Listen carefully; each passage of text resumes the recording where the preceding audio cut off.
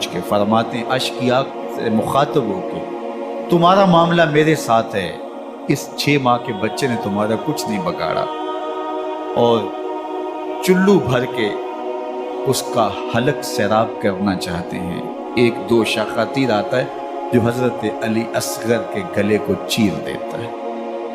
راوی لکھتے ہیں کہ وہ عام تیر نہیں تھا، جانوروں کو شکار کرنے کے لیے جو بڑے تیر ہوتے ہیں وہ دوشا تیر، وہ گردن کو کاٹ دیتا ہے، خون بہنے لگتا ہے، گردن لٹک جاتی ہے۔ حضرت امام حسین وہ بہتا ہوا خون اپنے چلو میں لیتے اور آسمان کی طرف اچھال کے کہتے ہیں مالک حسین کی یہ قربانی بھی قبول۔ یہ تماشا لبے بام نہیں ہے، بچہ بیمار ہو ڈاکٹر جواب دے دیں، ماں باپ کے ہاتھ پھول جاتے ہیں، زندگی کی سانسیں ابھی چل رہی ہوتی ہیں لیکن ڈاکٹر کہے کہ یہ میرے بس کا روگ نہیں ہے، کہیں اور لے جاؤ، تو زندگی کا لف و نشر غیر مرتب ہو جاتا ہے۔ میں سلام پیش نہ کروں حسین ابن علی کو، 6 ماہ کا علی اصغر ہاتھوں میں دم توڑتا ہے، گردن لٹک جاتی ہے، خون بہ رہا ہے،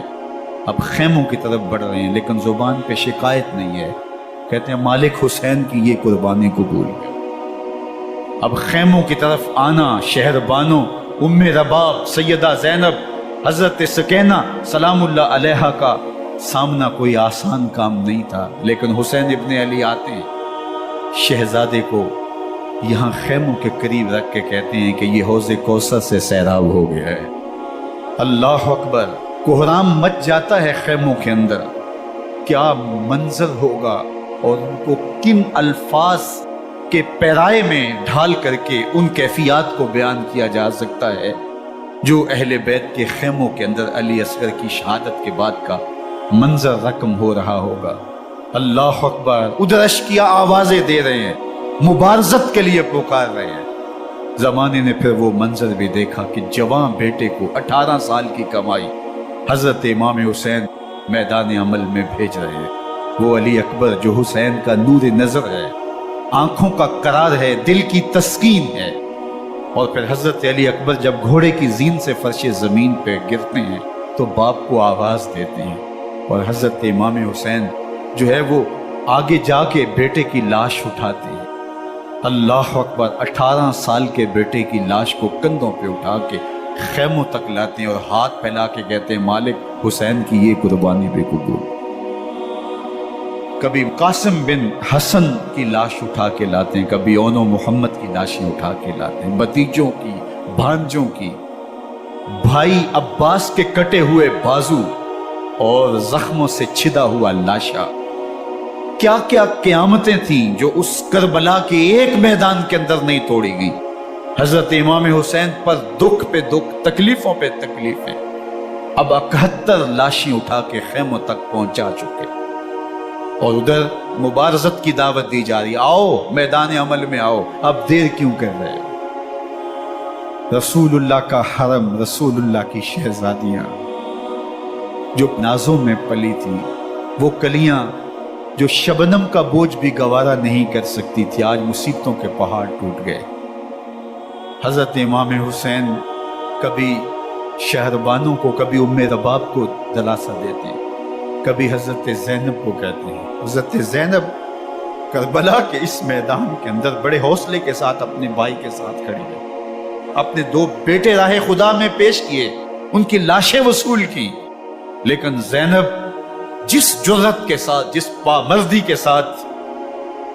اس سارے منظر کو حوصلے کے ساتھ سہتی رہی،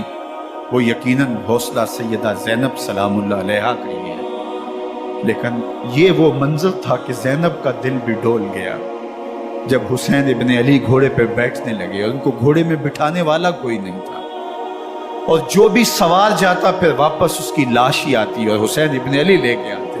آج حسین ابن علی جا رہے ہیں، زندگی کا سارا سرمایہ لٹ رہا ہے، حضرت زینب سلام اللہ علیہا سنبھالے سنبھل نہیں رہی۔ حضرت امام رضی اللہ تعالیٰ عنہ اٹھے اور آپ نے حضرت زینب کو صبر کی تلقین کی اور کہا کہ صبر ہی بہترین ذریعہ ہے اور اللہ کی قربت کا ایک بہترین سبب ہے، اور ان کو صبر کی تلقین کرتے ہوئے فرمایا کہ کہ میرے بعد تم نے اس ذمہ داری کو سنبھالنا ہے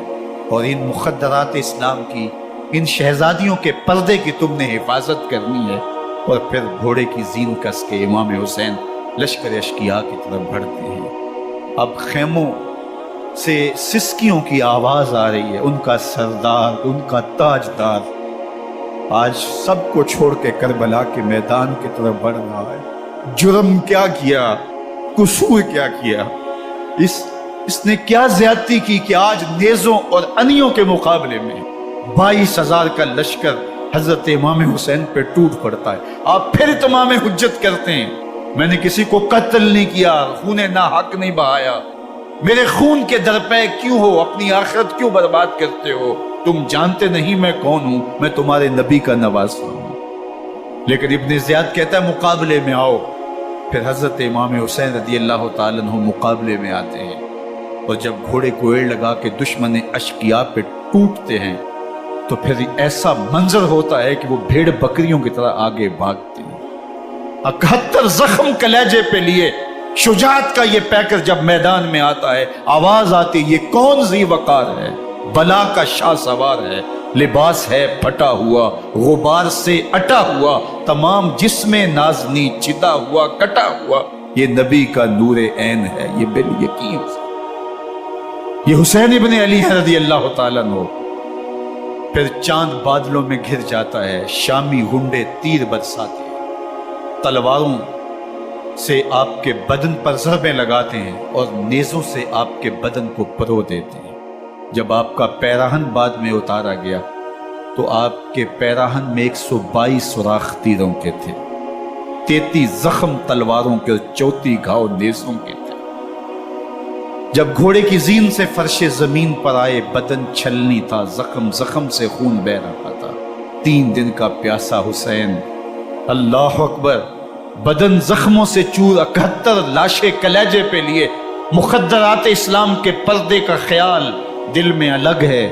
لیکن گھوڑے کی زین سے جب فرش زمین پہ امام حسین آتے ہیں، زبان پہ ہائے نہیں، نالا و شیون نہیں، چیخ و پکار نہیں، آتے ہی پیشانی سجدے میں رکھتے ہیں اور پکارتے ہیں اللہم ردن بقضائک وصبرن علی بلائک تسلیما لامرک سبحان ربی العالی۔ مالک گھر لٹا کے، بچے لٹا کے، خاندان سب کچھ قربان کر کے، اپنے بدن کو زخموں سے چھلنی کروا کے، تیروں اور نیزوں کی انیوں سے اپنے آپ کو زخمی کروا کے، تیرے حضور سر جھکا کے یہ اقرار کرتا ہوں کہ حسین تیری تقدیر پہ راضی ہے۔ مالک تو بھی بتا، تو بھی حسین پہ راضی ہوا ہے کہ نہیں؟